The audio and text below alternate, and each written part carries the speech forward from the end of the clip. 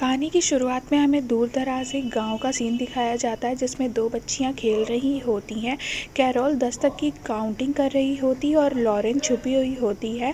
तभी कैरोल उसे ढूंढते हुए आती है तो वो पाती है वो खून में लथपथ पड़ी हुई है और वहाँ पर एक कुत्ता है जिसने लॉरेन के साथ ऐसा किया है और वो कैरोल पर भी झपट्टा मारता है, लेकिन तभी वो कार के अंदर बंद हो जाती है और यहीं से सीन कट हो जाता है और हम देखते हैं कैरोल अब बड़ी हो गई है और एक डॉक्टर है, लेकिन अभी भी उसे कुत्तों से बहुत डर लगता है। कैरोल अपने कलीग मिथियास और समीर के साथ युगोस्लाविया में वॉलंटियर कर रही थी। उसे यहाँ पर 3 महीने हो चुके थे।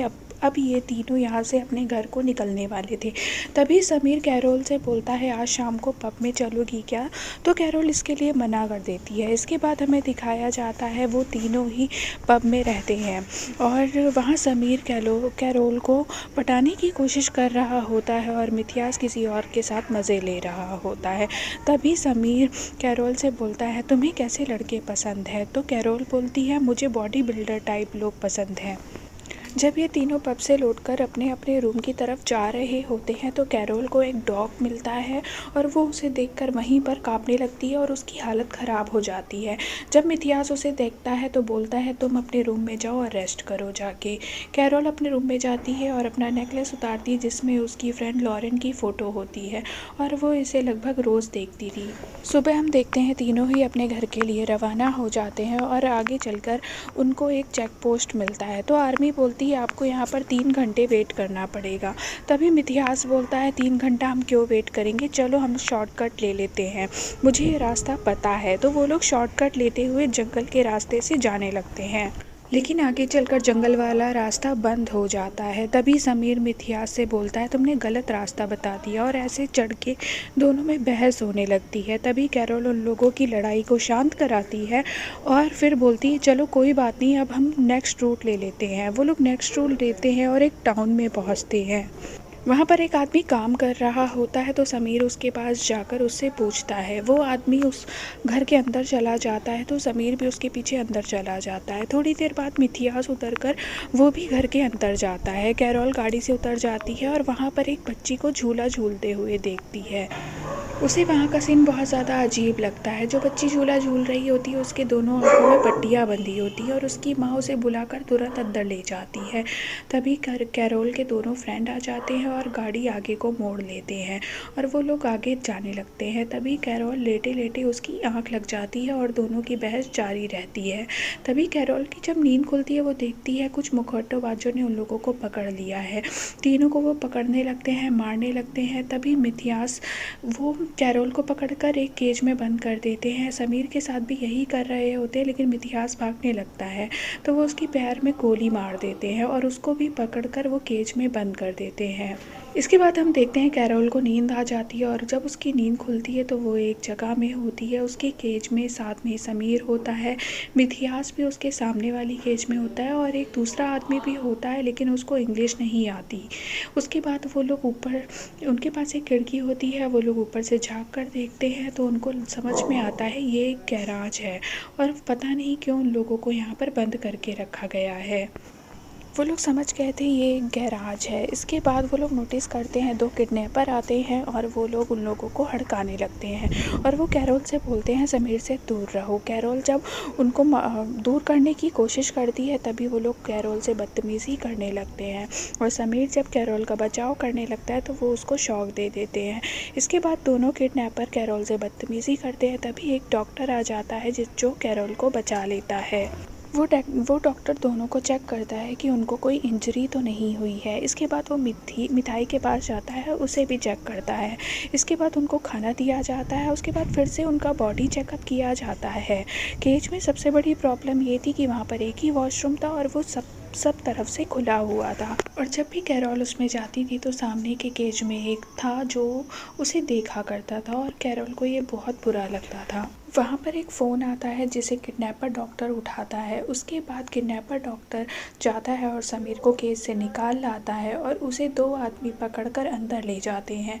थोड़ी देर बाद दोनों उसे स्ट्रेचर पर लाते हैं। जब कैरोल उसे देखती है तो उसकी दोनों आँखें और कुछ बॉडी पार्ट्स निकाल दिए थे, जिसके बाद कैरोल उल्टियाँ करने लगती है। अब कैरोल को समझ आ जाता है उन्हें यहाँ पर क्यों लाया गया है।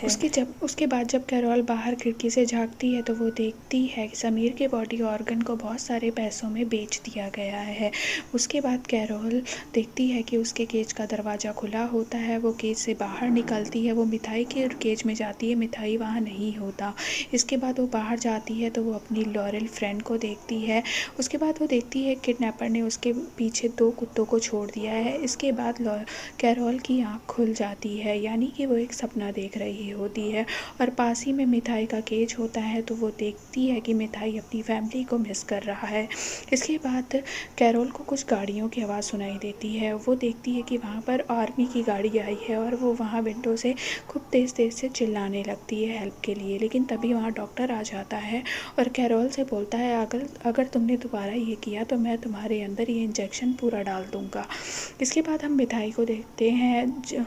उसके केज में एक बेड होता है जिसमें से स्प्रिंग मिलती है। वो स्प्रिंग से एक चाकू जैसा बना लेता है जिससे वो केज की खिड़की तोड़ सके। और जब वो ऐसा कर रहा होता है तभी वहाँ 2 किडनैपर आ जाते हैं और वो अपना सब कुछ छिपा लेता है। डॉक्टर उसे चेक करता है कि वो सब उसके साथ सब ठीक है या नहीं। उसके बाद वो चेक करके चला जाता है। उसके बाद मिठाई फिर से अपना काम शुरू कर देता है। उसका केज खुल जाता है और वो कैरोल को देखता है, लेकिन वो नींद में थी। वो जैसे तैसे बहुत हिम्मत करके केज से बाहर आता है। तभी वहाँ किडनैपर खड़ा होता है और वो उसके ऊपर टॉयलेट कर देता है, उसको लात मार के गिरा देता है, जिससे मिठाई के सर पे थोड़ी सी इंजरी हो जाती है। इसके बाद मिठाई को ऐसी जगह पर भेज दिया जाता है जहाँ से बाहर निकलना एकदम नामुमकिन था। उसके बाद वो किडनैपर कैरोल के रूम से भी बेड को हटा देते हैं ताकि वो भी भागने की कोशिश ना करे। इसी तरह काफ़ी दिन निकल जाते हैं। इसके बाद हम देखते हैं कि कैरोल को बगल वाले रूम से एक बच्चे के रोने की आवाज़ आती है। उसे लगता है बगल वाले केज में एक बच्ची है। वो उसे बुलाने की कोशिश करती है लेकिन वो नहीं सुनता। एक दिन उसके रूम में किडनैपर आता है। वो उसको मार के बगल वाले रूम में झांक के देखती है तो वहाँ एक बच्ची होती है। उसके बाद किडनैपर उसे मारकर अपने केज में बंद कर देता है। उसके बाद वो किडनैपर उसे वापस अपनी जेल में डाल देता है। इसके बाद कैरोल उस लड़की का हाथ टच करने की कोशिश करती है। तभी वो डॉक्टर आ जाता है फ़ोन की रिंग सुनकर और वहाँ से किडनैपर उसे एक और बॉडी लाने को बोलता है। इसके बाद एक फॉरेनर की बॉडी को ले जाया जाता है जहाँ से उसके ऑर्गन भी निकाल दिए जाते हैं। अब दूसरी बार फ़ोन बजता है तो कैरोल समझ जाती है उसका नंबर है। कैरोल बहुत कोशिश करती है कि वो ना जाए, लेकिन वो दोनों किडनैपर उसे पकड़ के ले जाते हैं और उसे जैसे ही लिटाया जाता है उसके हाथ बांध दिए जाते हैं और वो डॉक्टर उसकी दूसरे ऑर्गन्स को रख रहा होता है। उसके बाद तो उसकी आँखों को बड़ा कर दिया जाता है मशीन वगैरह लगा के, और जैसे ही डॉक्टर उसके पास उसकी आँखें निकालने के लिए आता है तब तक कैरोल का एक हाथ खुल चुका होता है और वो वहीं पे रखे एक नाइफ से डॉक्टर के गले में मार देती है, जिससे उसका गला कट जाता है और डॉक्टर की डेथ हो जाती है। कैरोल वहाँ से अपने आप को छुटाती है और बाहर निकलती है। इसके बाद वो मिठाई के पास पहुँचती है और बोलती है कि मैं तुम्हें छुड़ाऊँगी। उसके बाद ऐना के पास पहुँचती है, लेकिन उस केज का डोर लॉक था, उसके पास कीज़ नहीं थी। वो बाहर विंडो से देखती है तो वहाँ एक कटर रखा होता है। उसके बाद वो ऐना को प्रॉमिस करती है कि मैं तुम्हें यहाँ से लेके जाऊँगी। बाहर जा रही होती है लेकिन वहाँ डॉग्स होते हैं जो काफ़ी भौंक रहे होते हैं उस पर। वो जैसे तैसे अपने डर को निकाल के वहाँ से निकल जाती है। उसके बाद वो एक किचन में पहुँचती है जहाँ एक लेडी होती है और वो लेडी उसे देखते ही उसके साथ मारपीट करने लगती है। ऐना भी उसे मारती है। उसके बाद वो लेडी और कैरोल के बीच काफ़ी लड़ाइयाँ होती हैं और कैरोल उसे पहले एक नाइफ से मारती है, उसके बाद उसका सर पानी में डुबो के उसको मार देती है। इसके बाद हम देखते हैं कैरोल बाहर पहुंच जाती है और धीरे से वो कटर उठाकर अंदर आती है और मिठाई और उस ऐना लड़की को छुड़ा लेती है। लेकिन तभी एक किडनैपर आ जाता है और वो ये सब देख लेता है। तभी मिठाई उस कटर से उसके सर पर मारकर उसको मार डालता है।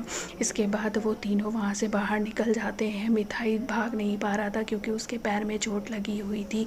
एक किडनैपर किचन में जाता है तो वहाँ पर उस लेडी की लाश देखकर वो समझ जाता है कि वो तीनों यहाँ से भाग गए हैं। तभी वो अपनी गन लोड करता है और कुत्तों को भी छोड़ देता है उनके पीछे।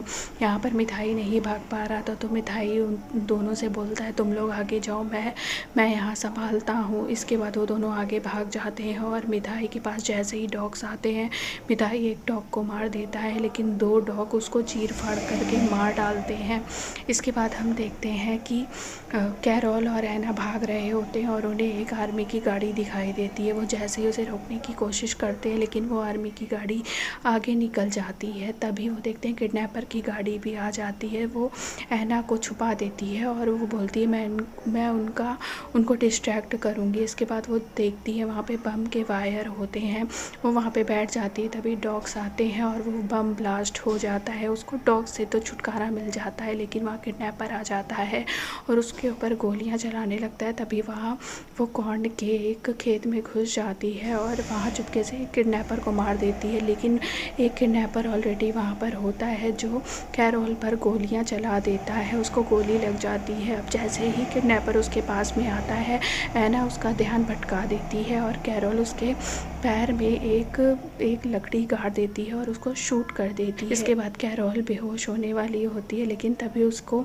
हल्की हल्की से धुंधलाहट होती है कि वो सेफ़ है और वो आर्मी वालों की गाड़ी में है। इसी तरह से ये ऐना और कैरोल बच जाते हैं और दोनों अब सेफ़ होते हैं। इसी के साथ मूवी ख़त्म हो जाती है।